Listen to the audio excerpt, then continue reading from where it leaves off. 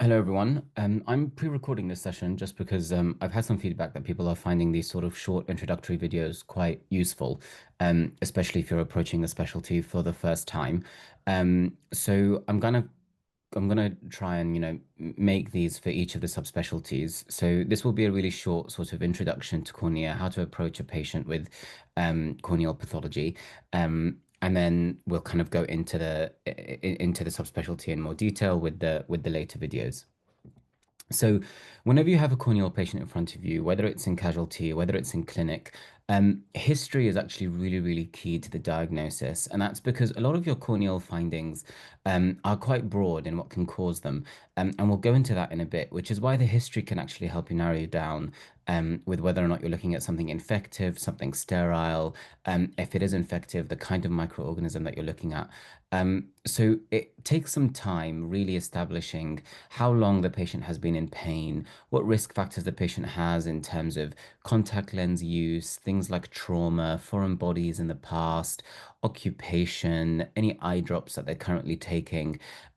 Really takes some time because, a stromal infiltrate is a stromal infiltrate. And while there are some specific microorganisms that can make things look very kind of pathognomonic, a lot of your corneal findings uh, can be caused by lots of different things, and the history can sometimes be the only way that you're really differentiating between these different pathologies. And then really spend time with your examination. Cornea requires, good use of your slit lamp. You're looking at things on fast with your light, then you're coming in obliquely. In terms of your endothelium, you need the light reflecting back off your iris. So there's lots of different ways to examine the different layers of the cornea, and you're going to start with an on-fast view, but then you're also going to come in with your light obliquely to look at the different layers, spend time focusing and work through those corneal layers. So start with your epithelium, look through your stroma, look at Descemet's, look at your endothelium, and look at your anterior chamber as well. And a lot of these things, if you take your time and look at these things separately, then you can start to distinguish between the different pathologies. So we'll jump right into it with epithelial findings. The things that you'll come across probably most often are epithelial erosions, and these can be caused by lots of different things. And where they are on the epithelium can help. So more superiorly, you might find some epithelial erosions caused by something like a VKC or a floppy eyelid. And then with keratoconjunctivitis sicca or meibomian gland dysfunction, exposure keratopathy, those erosions tend to be more inferior, like shown in this picture here. They tend to stain quite well with fluorescein. The patient may have a history of dryness, a history of lid malpositions, and their pain will be sort of chronic, perhaps worse in the mornings if they have a problem with floppy eyelids and their eyes aren't closing overnight. Um, and then your next findings, for example, would be something like filaments. Again, KCS can cause something like this, recurrent corneal erosions, herpes zoster, severe dryness can cause this. And this is what you're looking at here inferiorly, these filaments that sort of shine up with fluorescein.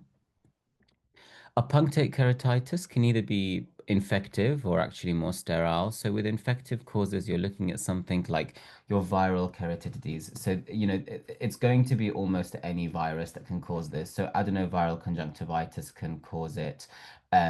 You can it can be caused by HSV, it can be caused by varicella, and thygosins can look very similarly. Thygosins is thought to have perhaps a viral origin, but in a lot of patients it's thought to be idiopathic.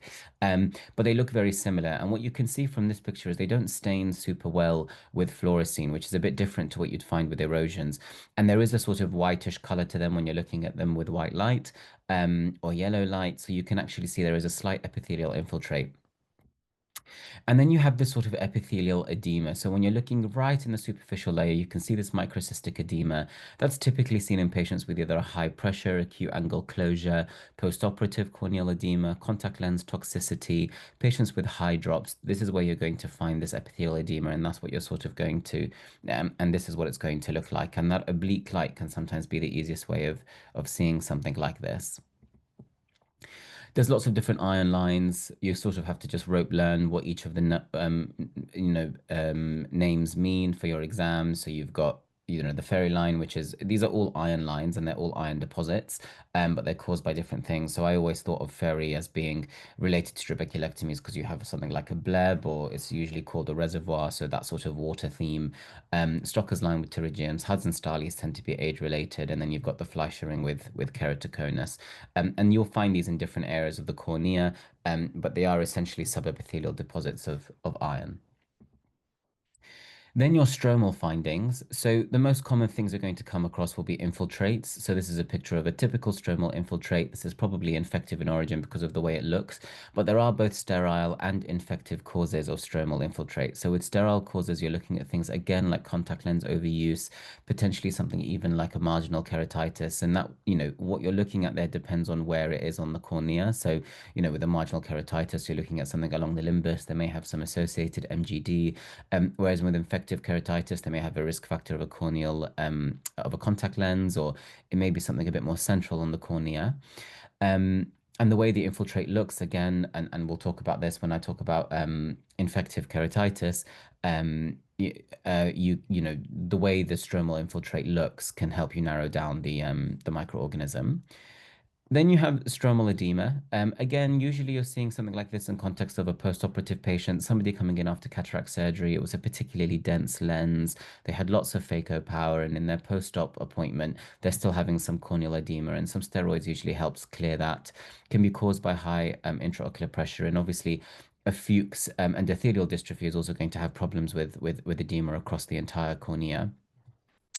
And then finally, pannus. So pannus is a sort of thinning of the cornea, usually seen along the edges. And this can be caused again by either an infective keratitis or something more sterile, like a marginal keratitis, VKC. All of these things can then contribute to pannus. Things like chemical injury, atopic disease, um, even potentially something like rosacea. Lots of things can cause pannus. And again, it's the history that will help you distinguish between the specific causes.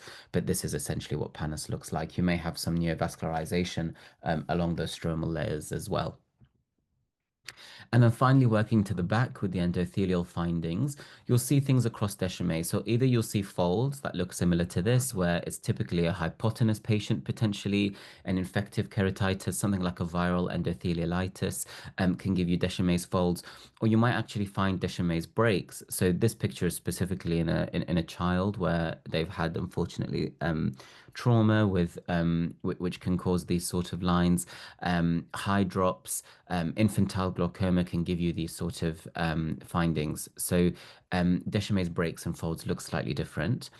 Then guttata. So this is again where I talk about how you use your slit lamp. So coming in obliquely and then having the light shine back from your anterior chamber to look at that endothelium, you're going to find these little pockets between the endothelial cells where you've lost that density. And this is typically seen in something with someone like a with someone in someone with Fuchs dystrophy. So if your guttata are a bit more peripheral, they can be completely physiological and age related. But if you're finding these things more centrally, then you're considering the patient potentially may have Fuchs, and you're going to have further considerations in terms of cataract surgery and how to manage these patients.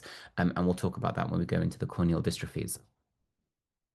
Pigment on the endothelium, you're going to see these fine pigment deposits along the endothelium. Someone like somebody with PDS, somebody with previous trauma, even just post-op, you can have this pigment shine, flick off from the iris and just settle on the endothelium. Usually visually insignificant, but it just gives you a clue as to what else may be going on in the eye.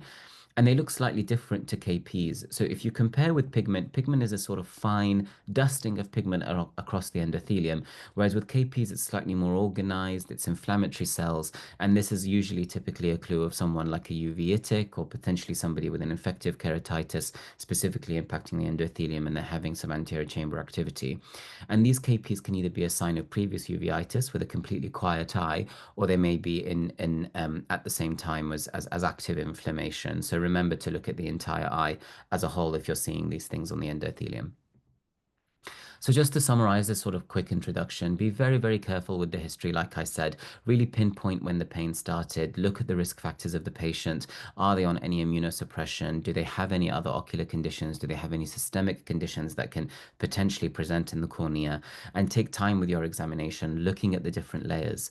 And remember to keep an open mind with your diagnosis because a lot of these findings are caused by lots of different pathologies. So just match up, what you're seeing on the cornea with what you've elicited from the history from your patient, and that can help narrow down potential differentials because especially with something like an infective keratitis, you're going to withhold steroids, whereas if you think if something is a bit more inflammatory, you want to start them on their steroids early. And those decisions, a lot of them depend on um, a lot of the time with how the cornea looks, but also the history of that patient and what you think is contributing. So that was just a quick introduction. I appreciate the feedback. There's a link in the description. You can literally just click that now. It takes 2 minutes to fill out, and thank you for joining, and we'll see you at the next one.